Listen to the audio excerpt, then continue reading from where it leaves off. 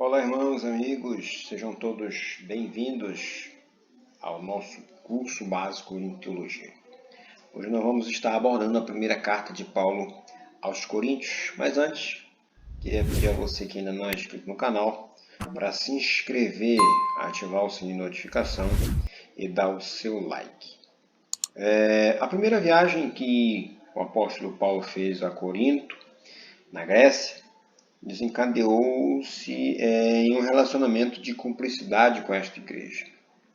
Fundador de uma igreja gerada em meio a tumultos, em um ambiente corrompido, o apóstolo comprometeu-se a pelejar por ela. Com paciência algumas vezes, outras energicamente, ele não poupou esforços a fim de torná-la adequada ao reino de Deus. Nós poderemos entender melhor os seus escritos aos Coríntios se voltarmos no tempo para observar todo este cenário envolvido nesta carta. Nós vamos estar dividindo em 3 aulas para estarmos explorando os conteúdos da carta de Paulo aos Coríntios. Na aula de hoje nós vamos estar abordando esses 4 itens aqui. E o primeiro deles é Corinto, o corredor do mundo.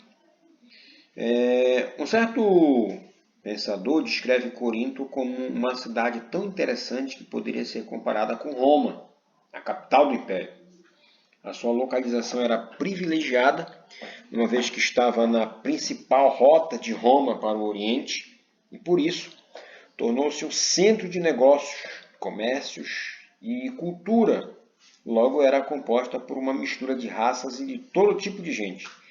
Gregos, romanos, judeus, comerciantes, marinheiros, filósofos, aventureiros compunham a grande variedade de pessoas que foram atraídas para Corinto.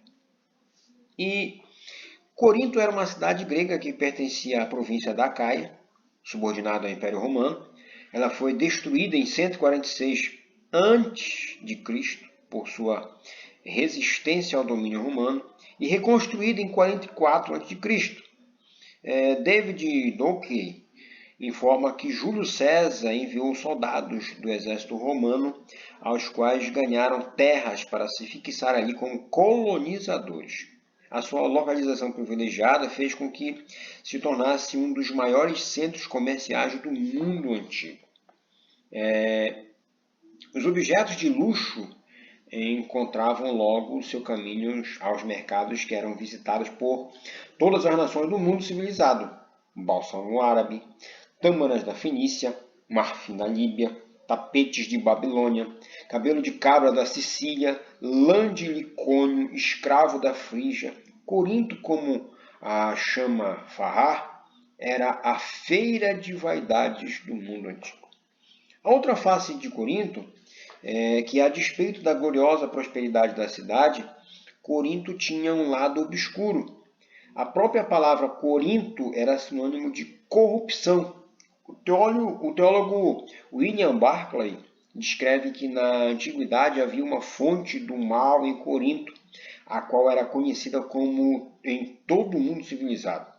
Em uma colina chamada Acrópolis estava o grande templo de Afrodite, a deusa do amor, ao qual pertenciam 1000 sacerdotisas, as quais eram prostitutas sagradas.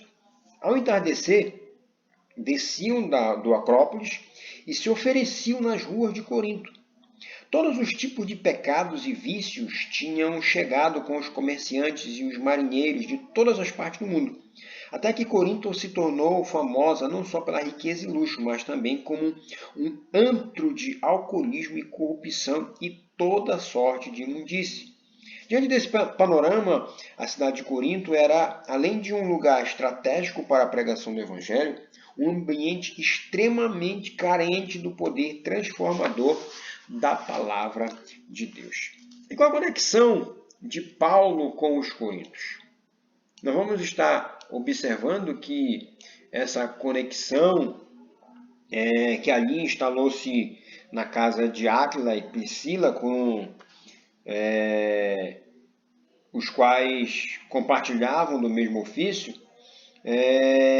embora a ênfase do seu ministério parasse sobre os povos gentílicos, O apóstolo compreendia que a missão dele envolvia também o povo judeu e, portanto, nós o encontramos pregando incessantemente nas sinagogas. Atos 18, 4 e 19, 8.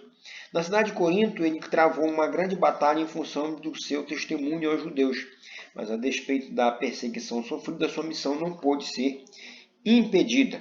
No entanto, o alcance da sua pregação se estendeu para além dos judeus, dado que o apóstolo recebera uma revelação de Deus mediante uma visão, dizendo assim: tenho muito povo nesta cidade, em Atos 18, 10.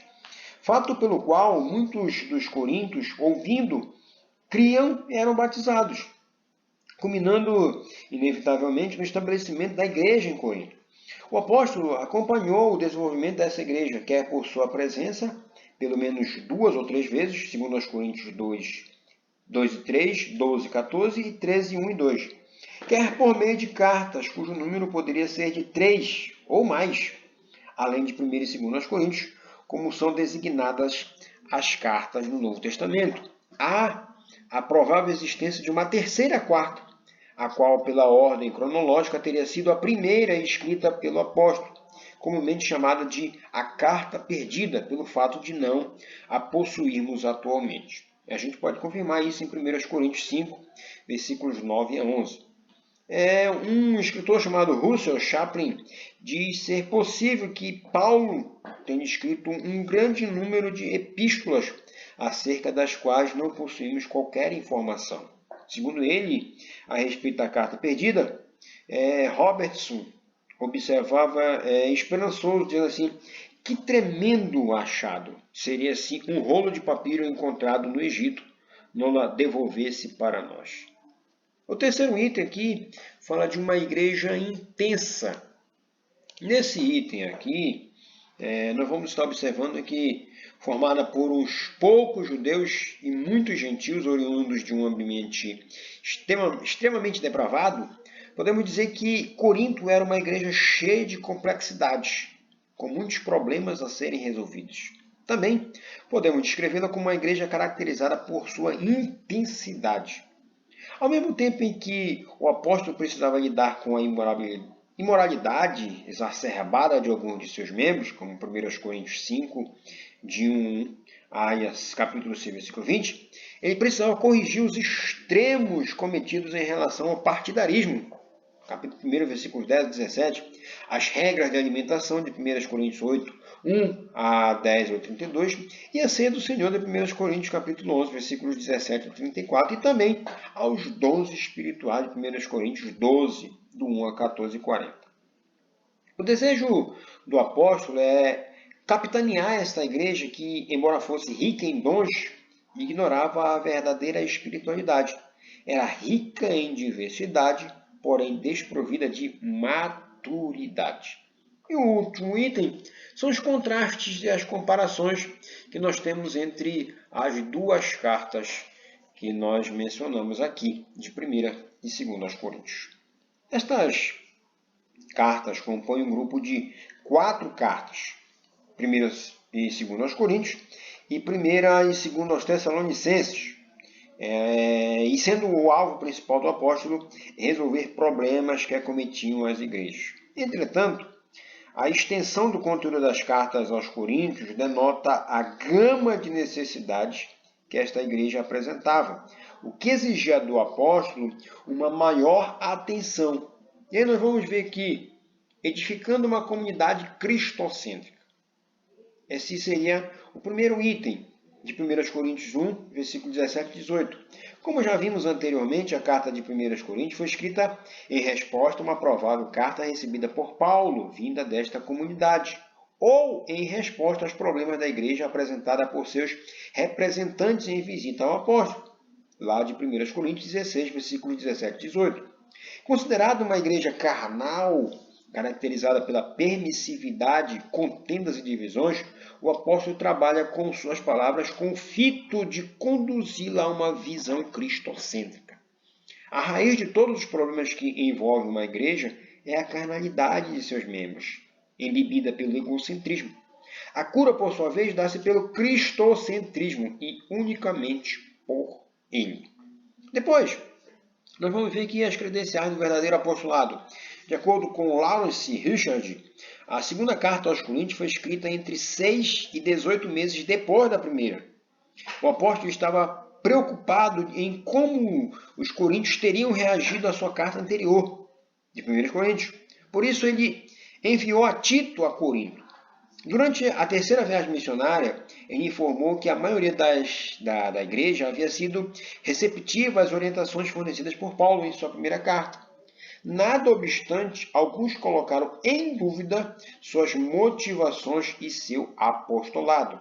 Era provável que tais conjecturas fossem levantadas pelo fato de ele não ter pertencido ao grupo original dos 12, fato do qual podem ter se servido aos falsos ministros com o intuito de promover um levante contra o apóstolo Paulo. 2 Coríntios capítulo 11, versículos 2 até o capítulo 4, versículos 13 e 15. A carta de 2 Coríntios carrega um conteúdo com diferente estrutura da primeira. Com o coração tomado de convicção e ousadia, o apóstolo desenvolve um verdadeiro portfólio a fim de apresentar suas credenciais apostólicas, de 2 Coríntios 2,17, 3,1 e 4,2. Esclarecer as confusões provocadas por falsos mestres e libertar a consciência da igreja de Coríntios, de 2 Coríntios 11,20, conquanto faça uso da carta para tratar do assunto da coleta para os pobres, 2 Coríntios 8,9, e a sua ênfase é sobre sua legitimidade apostólica. Então nós podemos chegar à primeira conclusão dessa parte, que os problemas da igreja em Corinto são majoritariamente os nossos problemas na igreja atual. Tais cartas atravessaram séculos para que, através de suas lentes, nós pudéssemos hoje refletir sobre a realidade da qual vivemos. Devido à complexidade dessas igrejas, temos hoje acesso a tantos ensinamentos pastorais. Que o mesmo Espírito, o qual inspirou o apóstolo, impulsione-nos a tomar cada palavra proferida e fazer delas um aprendizado transformador para a nossa geração. Um abraço. Deus abençoe você, sua casa, sua família e até a próxima aula, querendo Deus.